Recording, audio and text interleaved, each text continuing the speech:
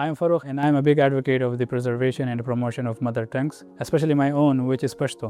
I make educational content in and on Pashto on social media platforms, and I even made a book recently on Pashto alphabet. اب میری on line presence تقریباً 2 سال پہلے شروع ہوئی. میں نے انسٹاگرام سے سٹارٹ لیا. پاکستان میں روایتی طور پر پشتو تو سکھائی جاتی ہے، لیکن مسئلہ یہ ہے اکثر لوگ خصوصاً ہماری جنزی روایتی طریقے سے جو پشتو سکھائی جاتی ہے اس کی طرف اچھے سے مائل نہیں ہو پاتے. اس لیے میں نے پشتو میں لنگوسٹکس کا سہارا لیا، جو کہ آج کل بہت ہی ایک انٹرسٹنگ ٹاپک ہے. A lot of people conceive languages as only means of communication, but that is wrong.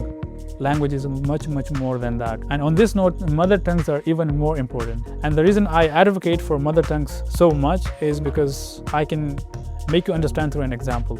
In Pakistan, kids go to school to learn in languages that are not spoken at their homes. So what happens is that the kid exhausts all his energy just to learn that new language instead of the subjects that he's being taught, for example, mathematics. This causes 1-year backlog. While in other countries, kids learn in their own mother tongues. This kind of like technically makes them 1 year ahead of Pakistani kids.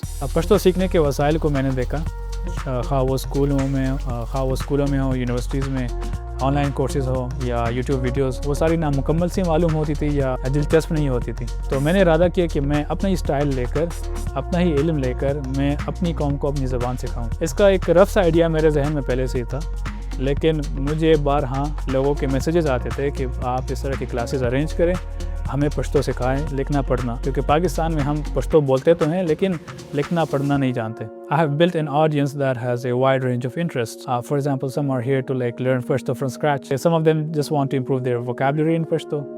Some of them want to learn how to read and write in Pashto. And some are academics who are really interested in the linguistic aspects of Pashto. Okay, interestingly enough, and I might shock and also upset a lot of people here, I'm not actually an undergrad in Pashto.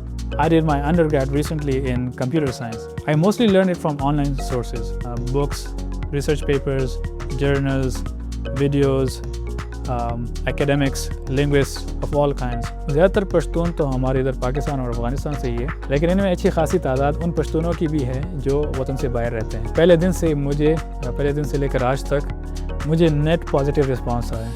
مطلب میں جتنا بھی شکریہ ادا کروں لوگوں کی محبت کا، انہوں نے مجھے سپورٹ کیے. ہر ریجن سے رابطہ کرتے ہیں، ہر ایج گروپ کے ہوتے ہیں. میں آپ کو ایک دلچسپ بات بتاتا چلوں. In my first batch, I had a 12-year-old as well as a 50-year-old in my class. الحمدللہ گھر والے بہت سپورٹیو ہیں، وہ بہت خوش ہوتے ہیں. اکثر کہیں جاتے ہیں تو لوگوں سے سن لیتے ہیں میرے بارے میں، تو بہت خوش ہوتے ہیں. دوسری بات ہے کہ ان کو خود بھی اندازہ ہے میرے کام کا کہ میں معاشرے میں ایک پازیٹیو امپیکٹ لا رہا ہوں. میں تو یہ مشورہ دوں گا کہ آپ لوگ احساس کمتری سے نکل آئیں، اپنی زبان کو عزت دیں، جس طرح کہ انگریزوں نے دی، جس طرح انگریز دیتے ہیں، جس طرح چائنیز دیتے ہیں، جس طرح باقی یورپین کنٹریز دیتے ہیں. آپ جائیں یورپین کنٹریز، ادھر آپ کو ان کی اپنی زبانیں ہی ملیں گی.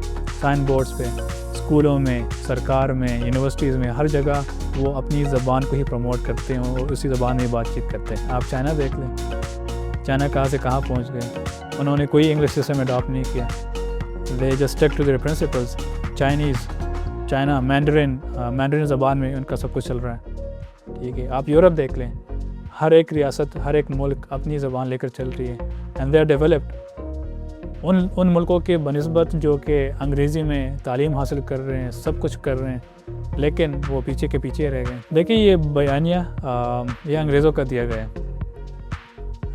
انگریز جب آئے اس خطے پر، انہوں نے حکومت کی، تو آپ کو بھی اتنی تاریخ پتہ ہوگی کہ انہوں نے انگلش کلچر کو، ہائی انگلش کلچر کو سبسیڈائز کیا. If you can read and write in English, then you will find good jobs. You would also get jobs in the British Raj. So this thing stuck with our people. بظاہر تو یہ چھوٹی سی کتاب لگ رہی ہوگی جس میں 55 صفحات ہیں، لیکن اس کو بنانے میں میرے سینکڑوں گھنٹے لگے. یہ چھوٹی سی کتاب بنانے میں میں نے تقریباً پشتو کے ساتھ 8 ڈکشنریز دیکھے ہیں کور ٹو کور. پشتو الفابیٹ کی کتابیں تو بہت زیادہ ہیں مارکیٹ میں، لیکن اس کتاب کو جو چیز خاص بناتی ہے وہ اس کی کوالٹی، اس میں السٹریشنز، اس میں جو رومن اسکرپٹ یوز ہوا ہے اور اس کی اسٹینڈرڈائز اسپیلنگس، یہ بہت ہی کم کتابوں میں ملتی ہے. دوسری بات، کتاب کے آخر میں نے QR کوڈ ڈالا ہے. اس کو اگر آپ اسکین کریں گے تو یہ آپ کو ایک ویب سائٹ پہ لے کر جائے گا جہاں پر آپ ان سارے الفاظ کی آڈیو پروننسیشنز بھی سن سکتے ہیں. یہ چھوٹی سی کتاب جو بظاہر کچھ خاص نظر نہیں آ رہی، اس کو بنانے میں میرے 300 گھنٹے لگے کم از کم. Thank you.